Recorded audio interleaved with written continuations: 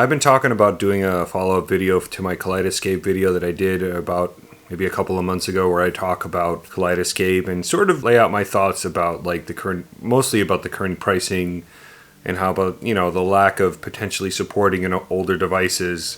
So those are my biggest gripes, but turns out I've been kind of holding out on you guys. I actually bought a Kaleidescape, and specifically I bought a Strato S. And I bought it used. Didn't I say in my last video that I wouldn't buy, or I couldn't buy, or I'm the I can't guy? That's actually not what I said. I was hoping to be able to buy one day, because overall I really do think they make a really cool product. I really do wish that I could potentially one day get one. I kind of feel like the guy that barely was able to join like a country club. He got in by the skin of his teeth. In other words, I feel like Rodney Dangerfield in Caddyshack when he blasts like Journey out of his golf bag. So what? So what? So let's dance. We're touched. The man's a menace. Oh, Cut that off! And the truth is, the only way that I could potentially buy one at this point was to actually look at the used market, because I still believe that the current minimum asking price for a Kaleidescape of $9,000 is a bridge too far for me to go.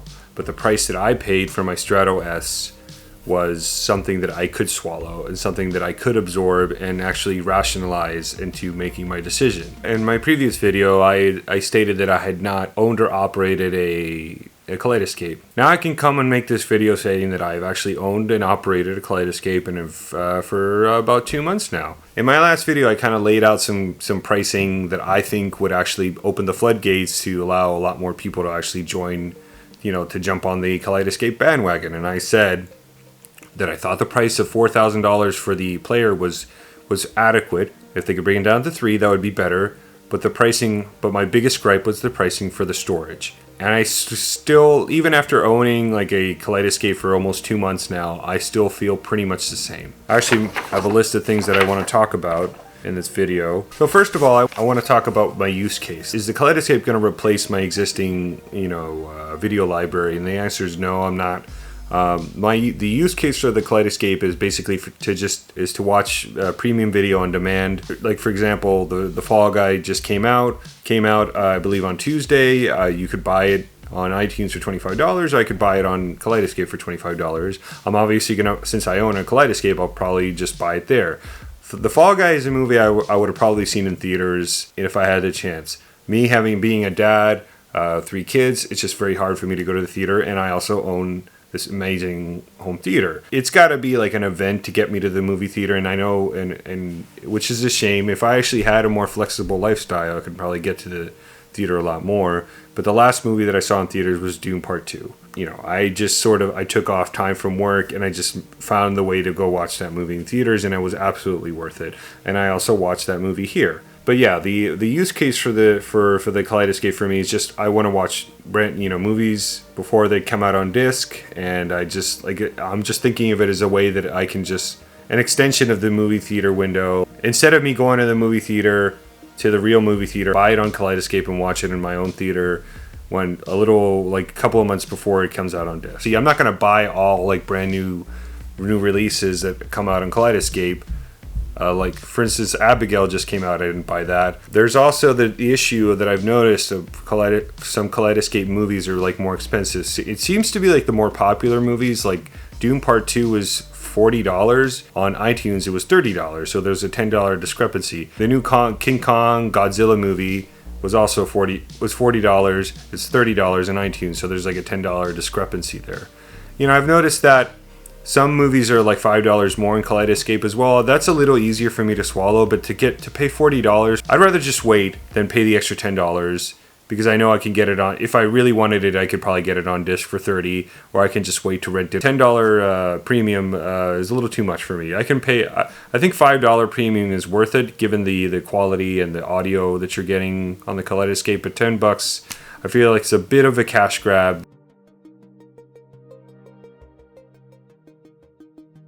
I want to talk about like the market, the Kaleidescape market. How big is it actually? So I participated in a podcast with the Home Theater Hub guys, and Adam Gold, the representative from Kaleidescape, was on it, and he brought up some points about the about the service, about Kaleidescape, and of and kind of give me some perspective. He didn't necessarily give any insight to how big the market is, but he did say that they are actively trying to have the biggest customer base that they possibly can. Of course, we understand that price is an issue.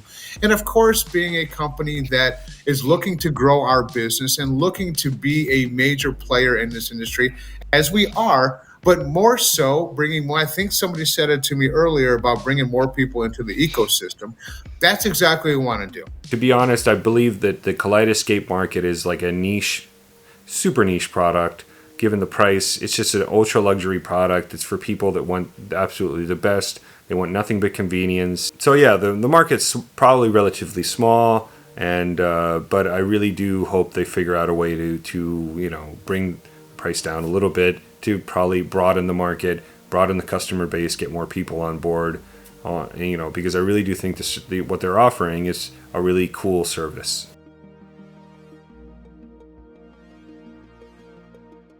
This is the Kaleidescape movie platform, as you can see, and I'm going to show you.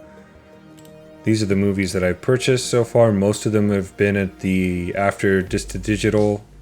The vast majority. Monkey Man I bought, at the full price, as well as Civil War, The Fall Guy, and all these movies were ones that I purchased that were just new releases. Premium VOD files that were available on iTunes at the same time that I just wanted to see before they were available on disc. So I paid whatever they cost. I think I paid $30 for Ghostbusters, $25, and again I just bought Civil War today. So I'm browsing the Kaleidescape store on my phone right now, and this is what's available on pre-order. These are all the new release movies, and you can see it's a very similar experience to what you would get on the website.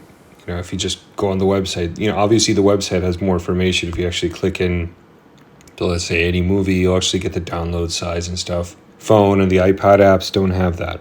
So there are some advantages to actually using a web browser and going on, and you can actually see how big the files are. A lot of people don't care about that. I do care about that. I like to know how big the file is. And there's also a remote. You can search here. Let's say I want to search for Civil War. And there you go. Pops up right there. And I already bought that one. And you can also, I actually haven't used the remote because I have my Kaleidescape on Control 4. And there are some notifications and stuff. And yeah, rentals that, my digital offers are on here as well. I actually added a few more. Indiana Jones for $4.92, not a bad deal. As you can see, it's a full-size iPad app. It's not one of these stretched out like iPhone apps. It's a legit iPad app, and gives you all the information the phone app would give you. It also has the remote. It's just a little bigger. And yeah, overall, it's a great experience. You gotta hand it to them that the stuff actually, it just works. There's no guesswork. It just works. So you really do have to. You have to acknowledge. I have to acknowledge the fact that the platform just works, and it is very easy to use, and you just go on here and choose the movie and you download it, and you're good to go.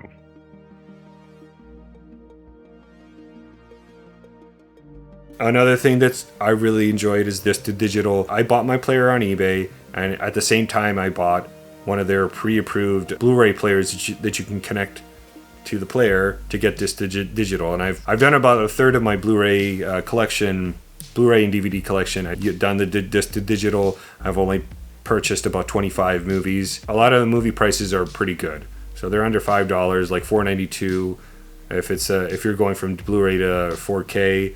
But if you're going from like a DVD quality to 4K, it's usually about $8. Those are the better prices. But a lot of times it can be 20, it can be 15. It just depends. And I'll probably scroll like down and show you on screen what the prices look like. If you are buying one of these, I really think you should definitely, and you have a collection of Blu-rays and DVDs, and you want to see them on your Kaleidescape, I would highly recommend getting like an external Blu-ray player. Again, you can check out the list of the pre-approved external Blu-ray players that you can use for the service. So I'm going to give you a quick demonstration of how Disc to Digital works.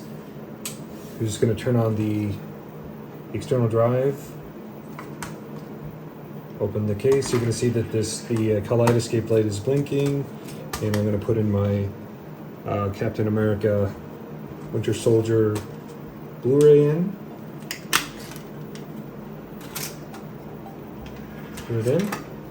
And I'm going to leave it running. I'm going to let it run at real time so you can see how quickly it is. And right now it's just drive. It's like reading the drive. It's reading the disc. You're probably going to see this little blue light blink a little faster. And then it'll blink a little faster again. And then it's done. That's it. I'm going to go into my digital offers and show you how easily it is to purchase one of these movies, how easy it is. I'm not going to buy a full price one. I'm going to choose one of the $4.92 ones, and I'll just do it in front of you so you can see how easy it is to actually use this platform. So I'm going to go ahead and scroll down. I was thinking about getting the Fifth Element anyway. So I think it's down here. As I'm scrolling down, you can see how much my digital offers are so far. There's the Fifth Element. And as you can see, the download sizes are right here. So we've got 66 gigabytes for the 4K version and 47 gigabytes for the HD version. And it shows the special features here that you get when you download it. I really wish they would break down the download sizes for the special features, but it just lists them, and so you sort of don't know exactly what the download size is. So I'm going to go ahead and purchase it, and I'm going to ask. It's going to ask me if I want HD and SD. I'm going to just say 4K so I'm going to just go ahead and confirm purchase, and that's it. And then I can go to view downloads, and it should be in my download list here.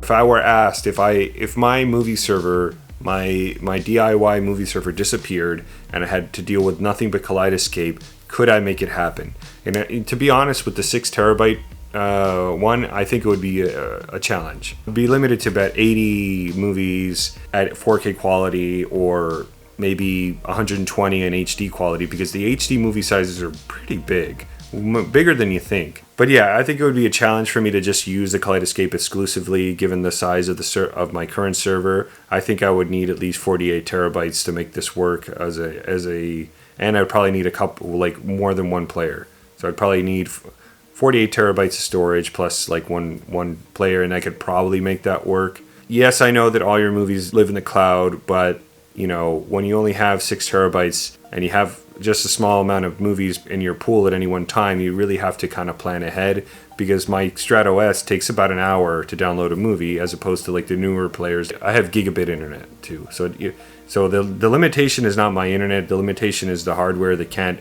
go faster than 200 megabits per second. So it takes about an hour to download a 4K movie, maybe like 30 minutes for an HD, 30 to 40 minutes for an HD movie. I would never download a DVD quality movie ever unless it was the only way to watch it. But for my use case of just watching like new release movies, I think it works great.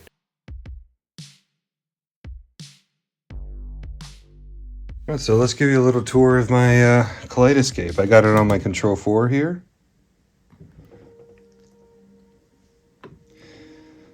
There's the Kaleidescape button. Everything's going to turn on. And I'll give you a little tour of the UI.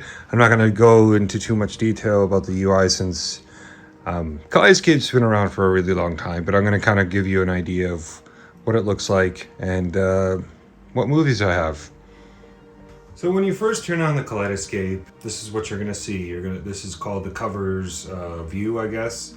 And this is where all the movies that you actually have on the device are located, with an asterisk, because one thing I've noticed with this to digital is that when I add a DVD, let's say like The Man with the Golden Gun here was a DVD that I had, and it says, if you can see there, it says insert disc to play. My guess this is like a holdover or a feature that was available on like a very old legacy like Kaleidescape program, like software. I know that there's integration with the older like disc-based Kaleidescapes if you really want to.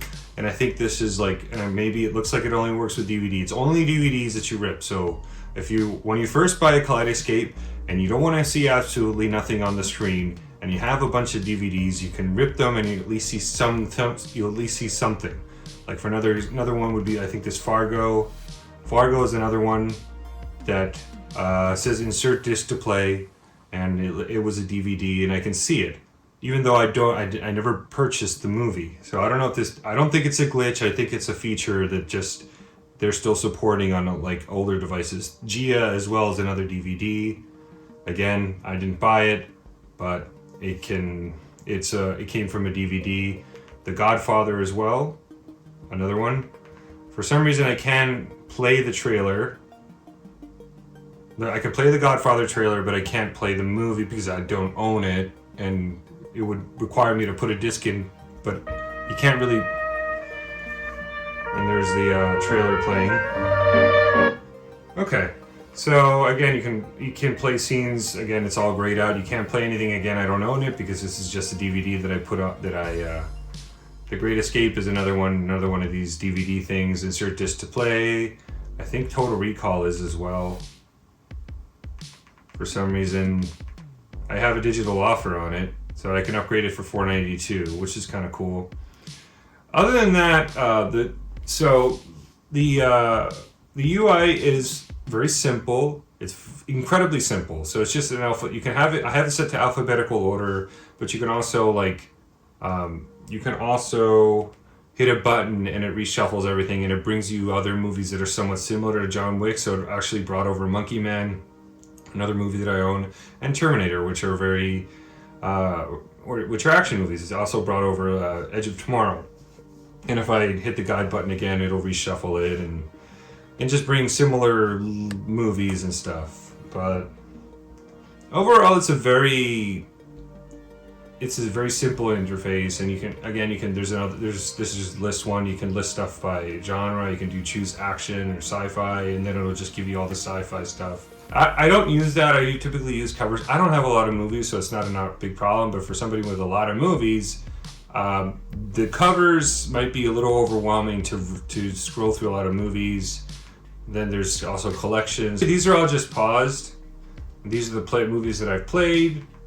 I've only played these movies, and which are all new movies. I played Civil War, The Fall Guy, and the songs these are songs that are available within the movies or that I purchased. I actually did buy this Led Zeppelin concert, which I've always wanted to see in HD. I had it on DVD. You can play some Rocket. Funny thing is, this Tomorrow Never Dies. See, it's insert disc to play. I don't own it, and I can't insert a disc, even though I do have like the disc to digital drive. I tried inserting the disc. It doesn't play. It's just an old feature that it works with their older equipment. That's really old at this point, but it's like a holdover feature. Again, Chicago insert disc to play. Here you can just go in and search for stuff. I don't have a lot of movies, so it doesn't. I guess if you have 500 plus movies, it might be helpful. One thing I think that Kaleidescape could benefit, and they could probably look at Zydu or Zapedi or Kodi even. They have a way of categorizing movies a little better than just as covers. You can go into, for example, in Zydu, you can go in and say, I want to see all the sci-fi, I want to see all the action. Yes, I know you can go in here with this list thing, but it's just, I haven't even been able to figure it out that well. And I'm going to be real, it lists them all, and I'm seeing nothing but dramas here, and I don't know how to change that. I'm gonna be honest, I still don't quite know how to switch all. So if you go to each one, it sort of tells you there's different genres of it, related to Fargo here, which I don't even own. It's again one of these insert disc to play things. I haven't quite figured it out. I'm not the biggest fan of this particular menu, but again, I wish they could take a page out of the Zydu playbook and just have a button that says sci-fi. Have a button, even in this covers, I don't know. Just have a button that says sci-fi. Have a button that says action. Have a button that says 4K. That would be amazing. Just to clean, it is a bit cluttered. Even though it is kind of nice and it is incredibly smooth, that's one thing I gotta give them. The interface is incredibly smooth, and yeah, it just works really well. You know, even though that this is sort of an older, it's not like super old, but this is like one of the older like Strato players that you can buy. It's not quite the oldest, but it's a generation behind from the current Strato C. It's a Strato S. So again, this is the Fall Guy. You can check out some.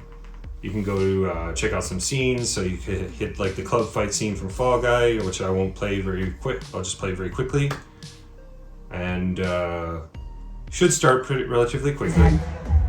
They won't let a nobody like you into the club, so just act like Tom. You're a stunt. And then, so that's cool. I do like the scenes thing. I don't really watch a lot of scenes. Again, I haven't had it very long, and I just I have such a big library with mine as I do that, you know, I haven't felt the need to watch many scenes yet. Like anyway, so again, you can go, if I hit menu, I can go to the movie store and hit browse, and it'll take me to the movie store, which loads relatively quickly. I'll just leave it in full time. Takes a second sometimes, but there, it's loaded. And then you can go into new release movies and, you know, check out Godzilla Kong, which is $40. It's cheaper on iTunes. Challengers, $20 to just rent it. Ministry of Ungentlemanly Warfare, pretty cool movie. I would have to recommend this movie. I liked it a lot. I think it was totally worth it, worth the money. You can go in here. See how it's like, I think if they sort of already have like a UI. See how it's like grouped up in drama, action, comedy. They could just do this to the covers. That's all they got to do. Then you just go in here and group. If they can just give you the option to group your stuff in the covers, just like they do Movie Store, I think that would be incredible, because they're already doing it. So why not just give me, so I can go in here and see the sci-fi stuff, and it's all like grouped in together. Like, well, okay, so if I hit this guide button, it'll bring me all the Star Wars stuff. Or if I go to Harry Potter, well, not that. If I go to Harry Potter and hit the guide button, it'll like group it all together and bring me all the Harry Potter stuff that I can get. Or if I go to, let's do a harder one, like, how about Wizard of Oz? It brings me all this, like, you know, the old Judy Garland movies, Gone with the Wind, you know, older movies from, and you know, I gotta say that it is good, but I do wish that the covers was a little similar to the old, you know, to the Movie Store. And another gripe that a lot of people have with this just covers, it just shows you what you own, what you have downloaded. You know, it's a big gripe that a lot of people have. I don't even have enough stuff to fill up my drive, but I'm sure I'll get there one day. And I can only hold about 84K movies if I, you know, with my 6 terabyte drive. Anyway, so I'll probably eventually fill it out. I could probably fill it out tomorrow if I wanted to. If I just bought a bunch of 492 like just the digital offers that I have. Again, I can show you my just digital offers up here. This digital offers, I can just see all, view all. These are all my digital offers. I haven't like loaded all of my movies, my entire movie collection, because I have like 400 Blu-rays and stuff. I've only done maybe a third of them. And you know, you know, here I can purchase Fear and Loathing in Las Vegas for $314 bargain. If I didn't have it on Zydeco already, I'd probably do it. But again, I may consider anything that I can get 4K for $492. I might consider getting, because that's just a pretty good deal, and it's almost like a backup to my collection. Let's say in a way, you know, for $492, I get a backup of, you know, a really good quality backup of this. Even if I don't download it, I'll still just be able to access it whenever I want to if I just download it, or if I ever, you know, upgrade and get a bigger server. You know, that's just something. There's Clockwork Orange up here, always a good one. $492. I mean, that's totally worth it. I may end up buying that. Again, I might buy out everything that's $492 or under. I may consider buying. Not necessarily. It would have to be a movie I really like to get it in HD. There's the new Aliens one. The digital offer is $21.67. I think I think it was on sale for $15 pretty recently, so again, you can wait. Sometimes the sales are better than the actual digital offers, but this is a relatively new release. Drive, another great movie, 314. That's a bargain. I may get that one day. I love that movie. So yeah, the movie store's great. No complaints, super convenient. You can go in here. I can go in here and just, say, even though I probably wouldn't pay $17 for Ford vs Ferrari again, I already have it on 4K and Dolby, I have it in 4K already on my Zydu and my own on my movie server. Again, just similar to the covers, you can search the movie store as well. And here, parental control, I don't mess with that stuff. No need. And this will tell you how many movies, my available storage. I still have room for 51 HDR movies or 4K movies. I can do 94 HD ones or a ton of SD ones, 520. And here you can go to settings. One of the things I noticed is in order to get your player to switch down to 24 hertz when it's playing a 24 hertz movie, you have to actually do it on the web interface. I'm not going to go over that. That's been done, but I'm sure a lot of people have already gone over this stuff. So in here, there's if you need setup, you can actually do setup videos, ISF. You can do picture check. You can download it for free, which is kind of cool. Dolby Atmos. That's kind of cool. I actually might download that. Just discovered this. You can download a bunch of clips to test the system's capabilities for just Dolby Atmos demonstrations. That's kind of cool. Simple ways they can improve. Again, show me everything in covers here, right? Regardless of whether I've downloaded it or not, with some kind of check mark, different colored check mark or something like that, just to show me everything that I own, even if it's in the cloud. Because to have so much separation. Again, if I go to the movie store, I can see everything. Even though I'm showing you everything that I have, because I don't have that much stuff right now, I can go to the movie store and just hit a button and it'll show me everything all my movies. I don't know, this may be quicker in the Straddle C and the newer player, but in here, sometimes you gotta wait a second. But again, it's not that bad. Most of the purchases that I do are on the app or on my computer. And I rarely buy anything on here. So this is my movie. So basically this is gonna show you all the stuff that I have. This is going to show you everything, and I think this does not show you the weird DVD stuff. This is just the stuff that I've purchased. Again, it's not a lot. If I had stuff in the cloud or if I had stuff downloaded, it just shows you everything that you have. And I think they should do something like this in the just regular covers area. But that's pretty much it. I like it. It's pretty cool, and I'm still digging into it, and this is just the beginning for me.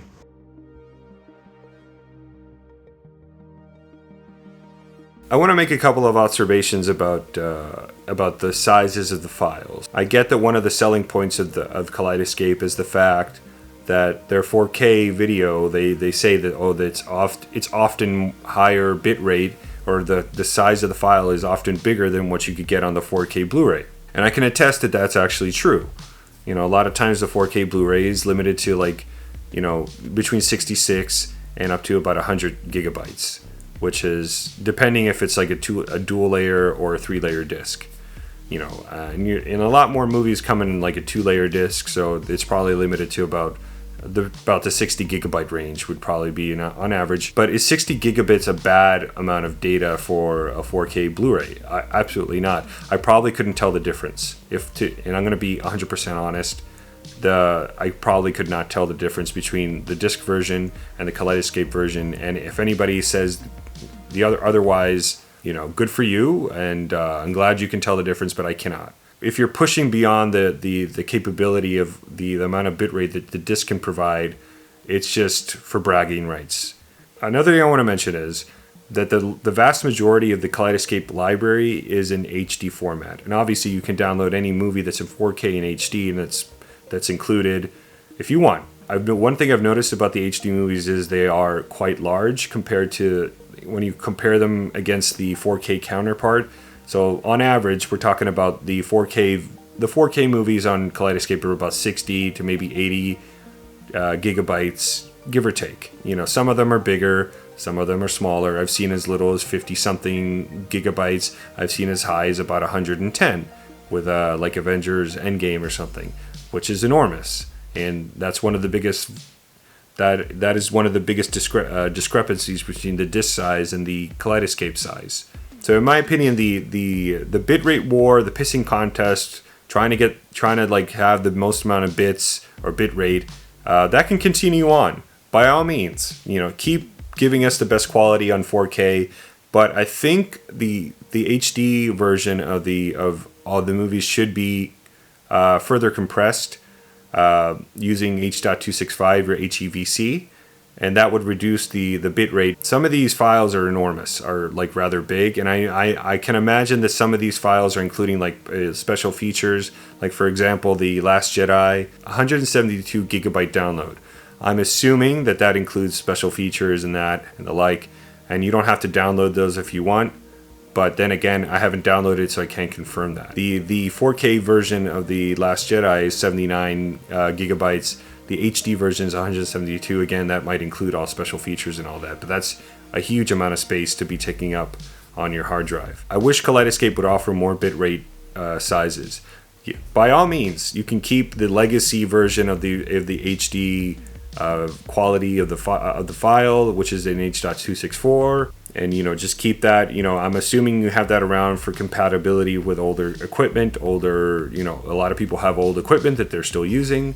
But I think they could also have another tier or another version which is using HEVC or H.265, which is the codec that's used on 4K Blu-ray, which is way more efficient. You could reduce the bit rate down about 50% while still providing the lossless audio and exactly the same quality of video. That's what I do on my server.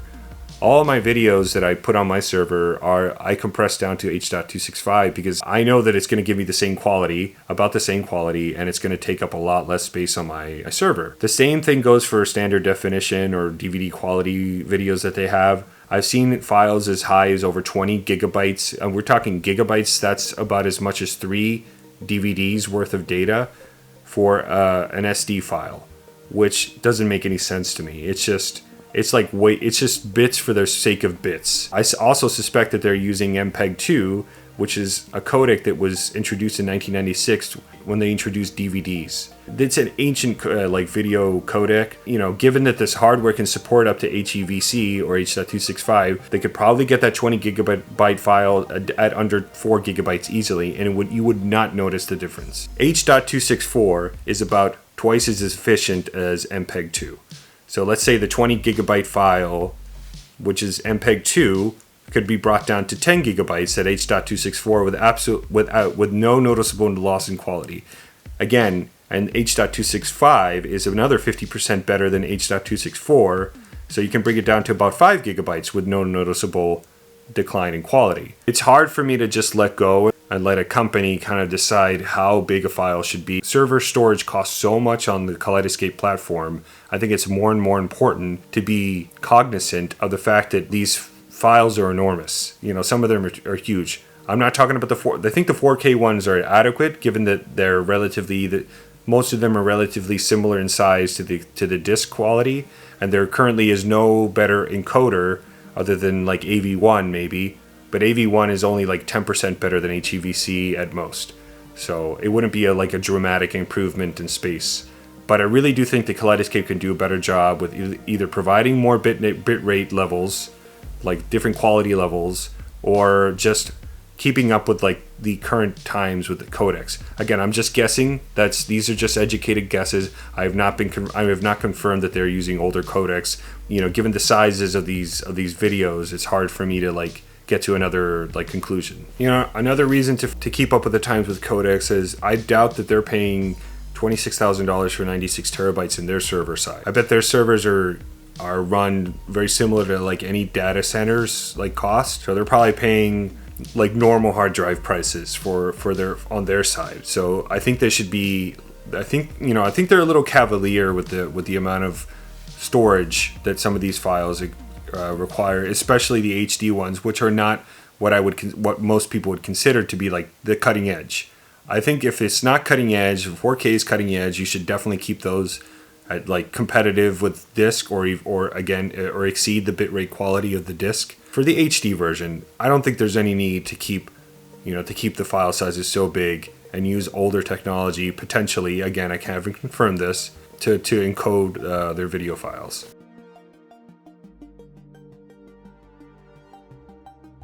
I want to talk a little bit about cost, the cost analysis, the cost of all the equipment, and I actually boiled it down to the cost of storage. But to further along this discussion of like the cost of the system, I kind of came up with like a little bit of a formula, you could say. Another cost that you have to think about that probably not a lot of people think about when you're getting into this Kaleidescape stuff is how much it costs to actually store.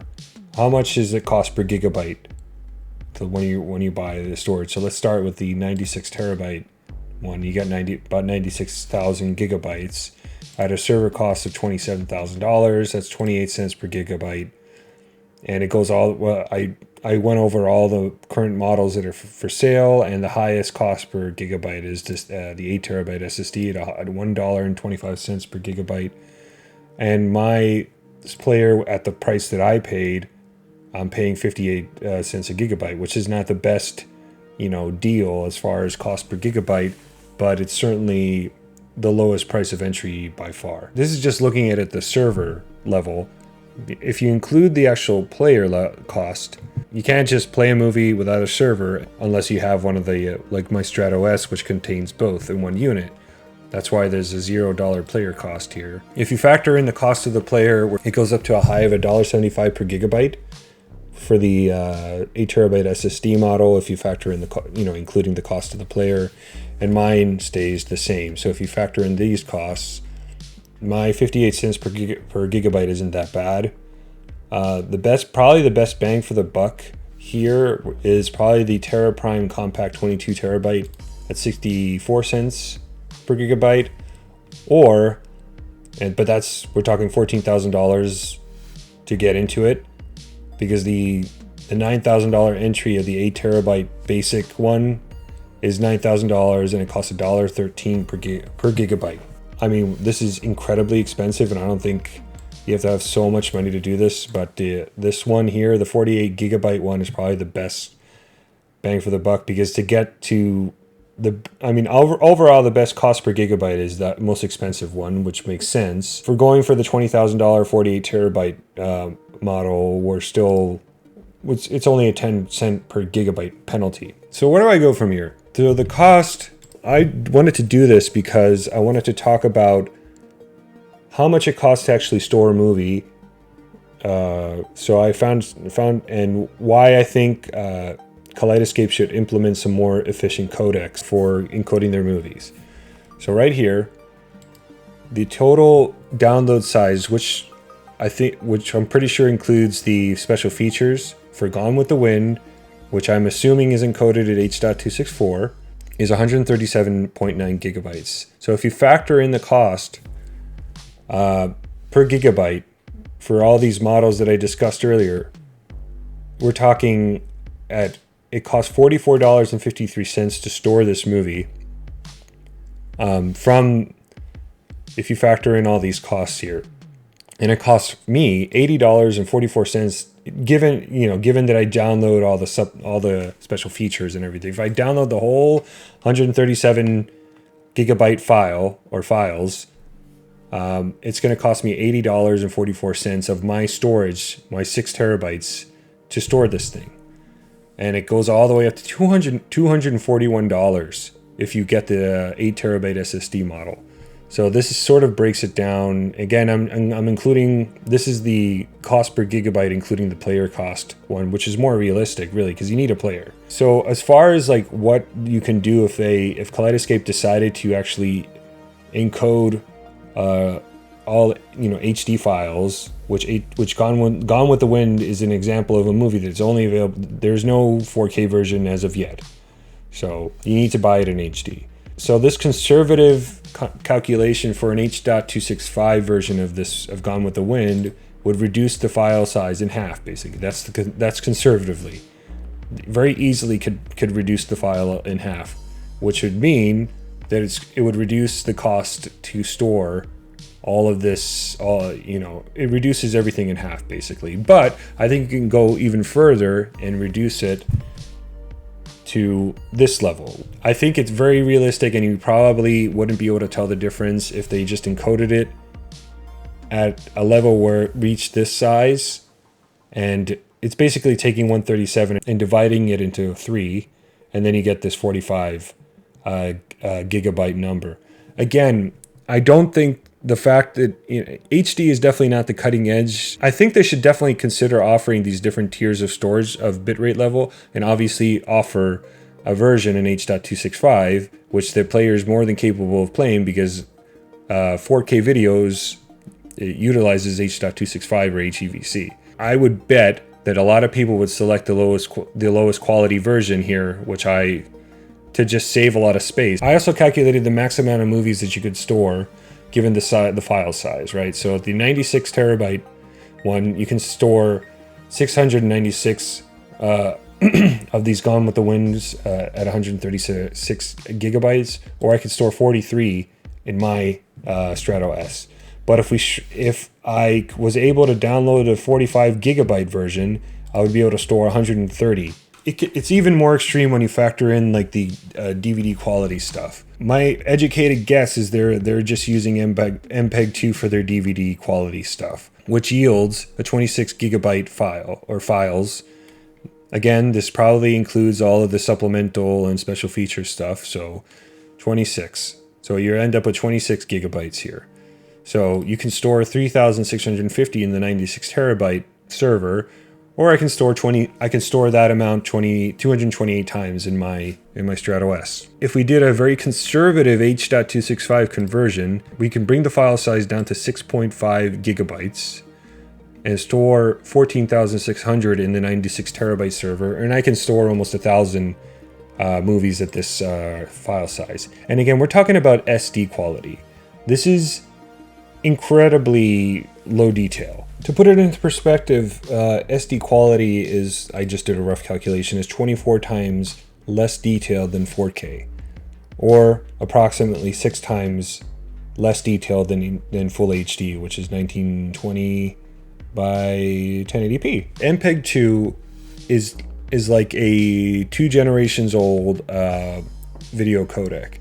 So H.264, which is what the HD file of Gone with the Wind is encoded in, is 2 times more efficient than MPEG-2. I took 26.3 and divided it into 2, and you get about 13 gigabytes. And then H.265 is approximately twice as efficient as H.264, so I took 13 gigabytes and divided it into 2, and you get 6.5. That's basically how I came up with it. But you could probably further reduce the file size to about 4.38 with pretty much no noticeable reduction in quality.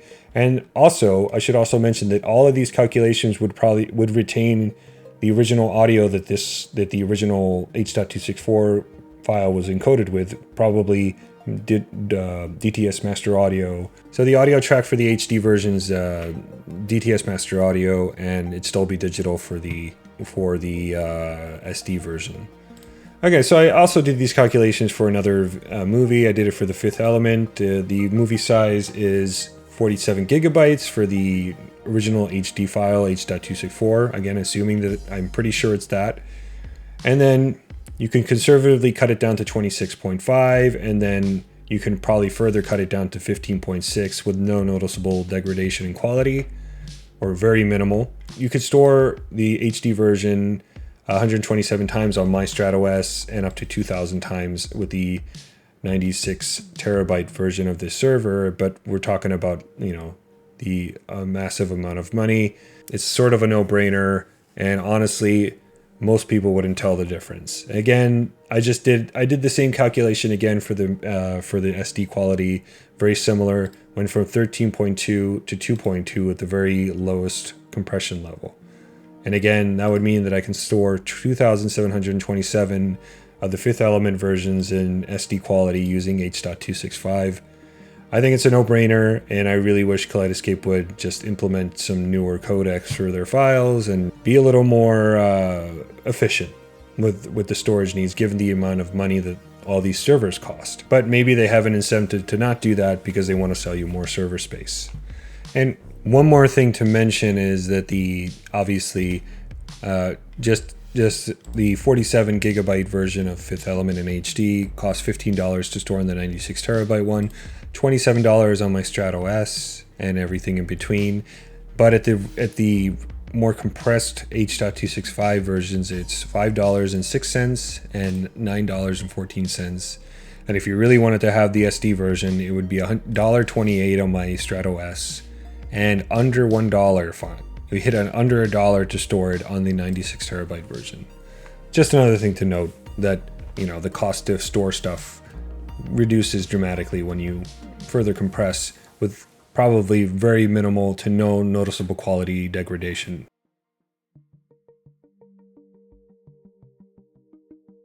Now this comes to the point where I talk about, do I think that it's too expensive? I think I kind of talked about this already, but I think it's a matter of perspective. I still do think that there are storage prices are too high. I think that's I still can't wrap my head around some of these prices. That still holds true, and the amount of money that I spent on my player, which was still kind of hard to swallow given the amount of storage that it has, I think was like pretty much the upper limit of what I'd be willing to spend on one of these products. Even though I am still currently looking for like an extra server, because the 6 terabytes that I have doesn't feel like enough. Like I said in the previous video, the player price is probably close to where it needs to be. The server prices need to come down somehow.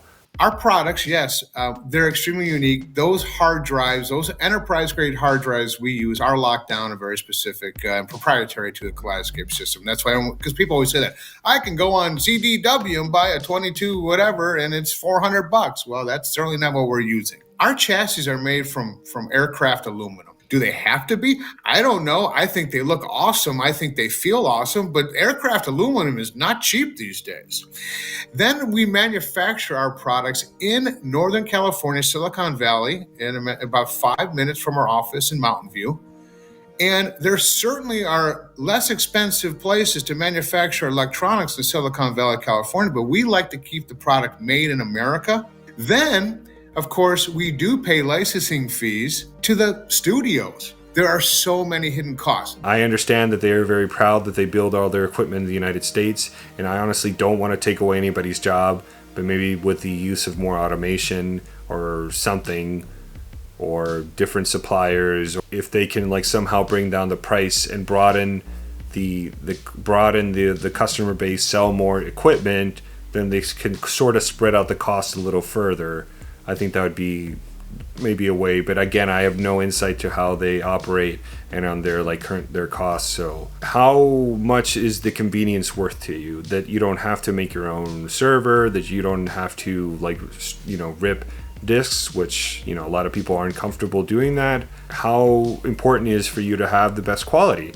For a lot of people, just getting just streaming off of iTunes or just subscribing to Netflix is good enough. For some of us out there who care about the quality of the movies that they're watching or whatever they're watching, the content they're watching in their theater or in their TV, whatever, if that's important to you, then you have to kind of like factor that in, because there currently is no competitor out there providing a similar service to Kaleidescape. There's just no, I cannot say that iTunes is probably the closest thing that you can get from the streaming side, but it is still something, it is not at the level that I could, it's not an apples to apples comparison to what Kaleidescape provides.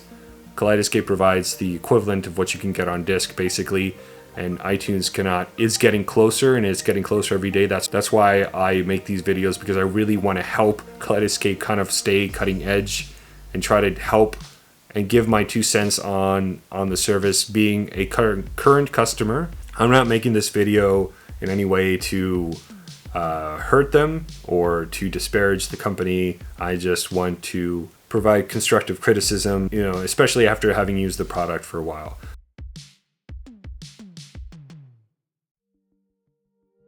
So my last gripe, and I swear this is it, but my last gripe, and a lot of people had this gripe about the players, is that it lacks Dolby Vision support. Any updates on Dolby Vision support? So not yet. Dolby Vision is not available yet. Again, I know that is something that we've been talking about. I know that is something that's on the engineering list. I just don't know where that stands or where that sits at this point, but I do know that it is something that I could comfortably say is in the works. Whether or not this is something that can be corrected through a firmware update one day, or whether or not you'd need to get a new player that supports Dolby Vision, I don't know.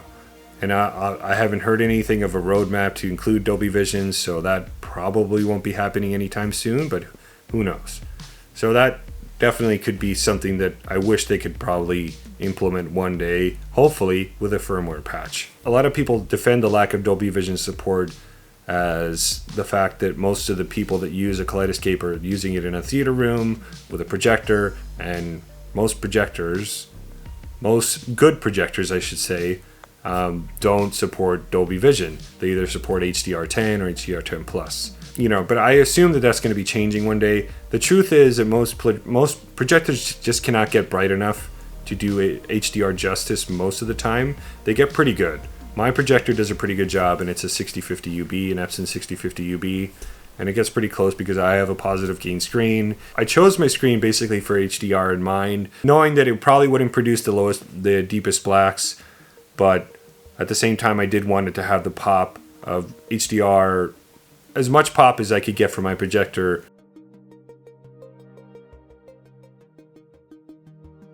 I want to talk about what Kaleidescape does well. The convenience is there. If you're concerned about the convenience, even though my Strato S can only download it up to 200 megabits per second, the convenience factor is there.